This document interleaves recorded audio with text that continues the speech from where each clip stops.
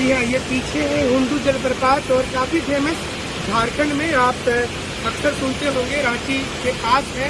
तो ये हुंडू जलप्रपात के लोकेशन पर हमें पूरी आपको ज्योग्राफिकल इसके बारे में बताएंगे। झारखंड जीके का हमारा कॉन्सेप्ट चल रहा है और पूरी चट्टानों से घिरा हुआ एरिया और देखिए यहाँ पर ऊपर से ये काफ़ी ऊंचाई से यहाँ पर पानी गिर रहा है। इसके सामने की जो बॉर्डर वाली सेक्शन चट्टान हम अक्सर बोलते हैं कि बेसाल्ट और ग्रेनाइट और डोलेराइट, ये तीन का मिश्रण है। और ये जो रॉक की आपको डायरेक्शन दिख रहे हैं पूरे बेसाल्ट वाले चट्टान है।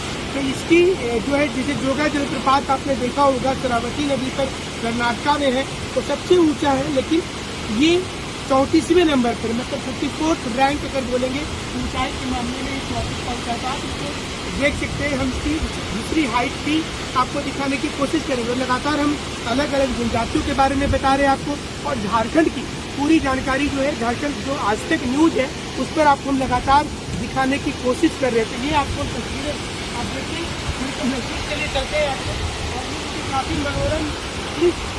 और ये अक्सर लोग यहाँ पर बड़ी संख्या में आते हैं देखने के लिए। जब आप ऊंचाई से नीचे की ओर आएंगे और थोड़ी तो मुश्किल होता है कि नीचे उतरना फिर ऊपर चढ़ना। तो ये स्वर्णरेखा नदी जो जमशेदपुर के पास से जाती है, दीघा के पास मिल जाती है। तो ये नदी 395 किलोमीटर लंबी यहाँ से लेकर स्वर्णरेखा नदी की शुरुआत हो जाती है। ये वाला देखिए सामने में, और ये लोकेशन आपको काफ़ी मनोरम दृश्य देगा।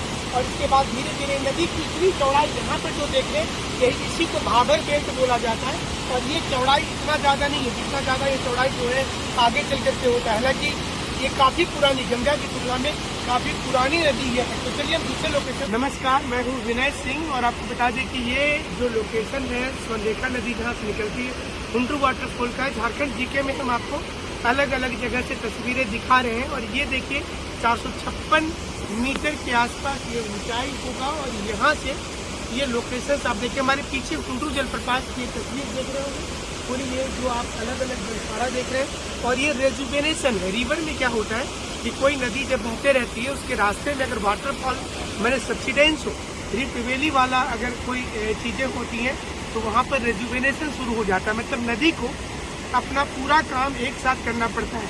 आप इस हमारी चारों ओर में देखेंगे तो एलिवेशन नजर आएंगे, काफ़ी ऊंचा प्लेस है ये। और यहाँ से स्वर्णरेखा नदी ये निकल रही है, 34वें नंबर पर है भारत में अगर ऊंचाई की बात की जाए। 34th रैंक पर इसका नंबर आता है। और यहाँ से जब रिवर निकल रही है तो देखिए यहाँ पर आप देखते होंगे कि ये बड़े बड़े बॉल्डर्स हैं और ये सारे बेसाल्ट और ग्रेनाइट का मिश्रण वाले चट्टान यहाँ पर आपको देखने को मिलेंगे। और इसके बाद ये नदी धीरे धीरे यहाँ से नीचे की ओर उतर जाती है। और यहाँ पर एक सीधी, जिसको आप ब्रह्मपुत्र नदी में पढ़ते हैं गॉर्जेज और कैनियन, तो वो जब यहाँ से वर्टिकल नीचे देखेंगे तो वो चीज़ें नज़र आ जाएंगी आप।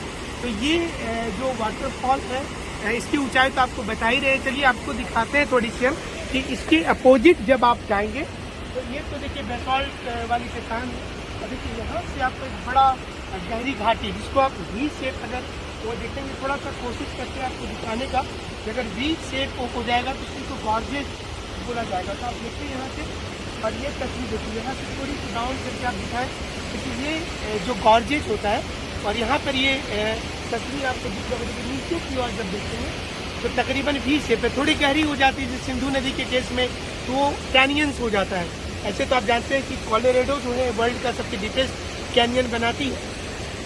अब स्वर्णरेखा नदी की कई सहायक नदी है, इसमें रोरोड नदी इसकी सहायक नदी है, रारूर नदी इसकी सहायक नदी है, एक नदी जो है वो जमशेदपुर में खड़कई नदी इसकी सहायक नदी है। तो आप देखेंगे ये पूरा, और इसके किनारे किनारे देखिए फॉरेस्टेड जोन नजर आएगा। ये जो बड़े बड़े पत्थर दिख रहे हैं इसको रिवर सिस्टम में इसको बोल्डर बोला जाता है, भाबर बेल्ट होता है। गंगा में जितनी सहायक नदी मिल रही है नेपाल से आने वाली, वो भी भाबर बेल्ट बनाती है। तो अगर आप इसके साथ मिट्टी को समझें तो जो बड़े बड़े चट्टान आपको नजर आ रहे देखिए, ये सारे नीचे की ओर भी देखेंगे तो ये आपको बोल्डर जो है वो नजर आएगा। और इसके बाद थोड़ी सी आगे जा करके आप देखिए कि पूरी फॉरेस्टेड जोन है। और ये तराई क्षेत्र, इस रिवर में समझने के लिए आपको बता रहे, ये तराई क्षेत्र जो किनारे किनारे का इलाका है।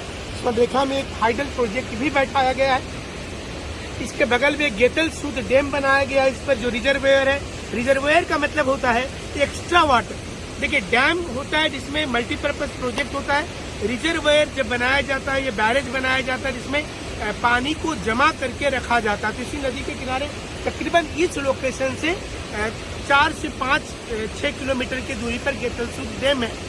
तो स्वर्णरेखा नदी को आप देखते होंगे जब जमशेदपुर जाएंगे, रांची होते हुए नगरी से यहाँ पर रानी चुआ इस स्थान को बोलते हैं जहाँ से नदी ओरिजिनेट कर रही है। 395 किलोमीटर इसकी लंबाई है और इसके बाद ये रांची से सीधा जमशेदपुर चली जाती है, फिर उड़ीसा में जाकर के दीघा के पास ये जो है माउथ ऑफ स्वर्णरेखा नजर आएगा और स्वर्णरेखा नदी वहाँ पर मिल जाती है। एक तो देखिए, नदी इतनी बहुत पुरानी है और जैसा हम शुरुआत किए थे अपनी शो का कि रेजुवेनेशन का मतलब क्या हुआ कि ये नदी आगे से आ रही है और उसके रास्ते में फिर यहाँ पर एक फॉल्टिंग हुआ।